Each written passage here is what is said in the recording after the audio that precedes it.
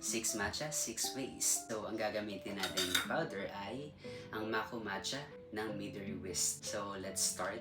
Ang gagamitin natin ay 6 grams para sure na hindi tayo mabibitin sa lasa ng matcha. So, that would be 1 gram per cup. Sip lang natin yung powder. 60 ml of water. Let's whisk it. Bango.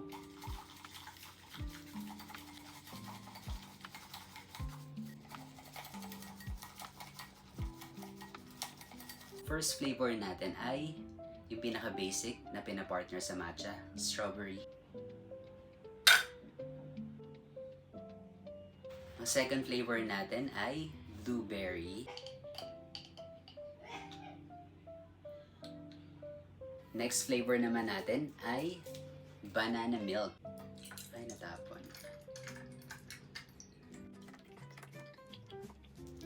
Basically, yung side dito ay yung mga berry fruits. So, ang next ay sea salt cream with mochi cream. And I have some sea salt here. So, let's use a frother.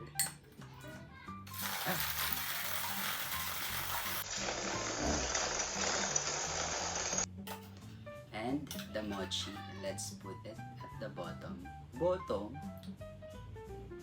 Next is peanut butter, so any brand will do.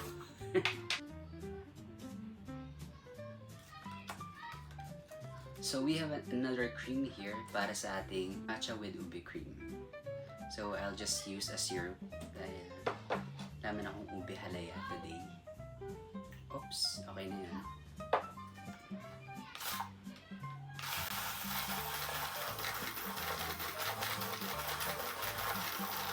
Salin lang natin para mas madali siyang ibuhos sa mga maliliit na baso na to.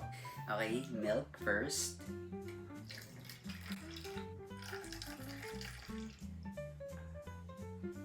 Walang perfect.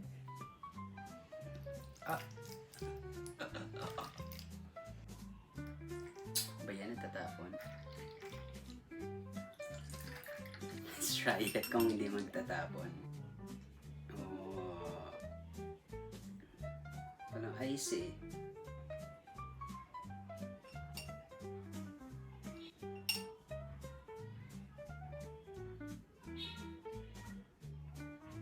The mochi cream.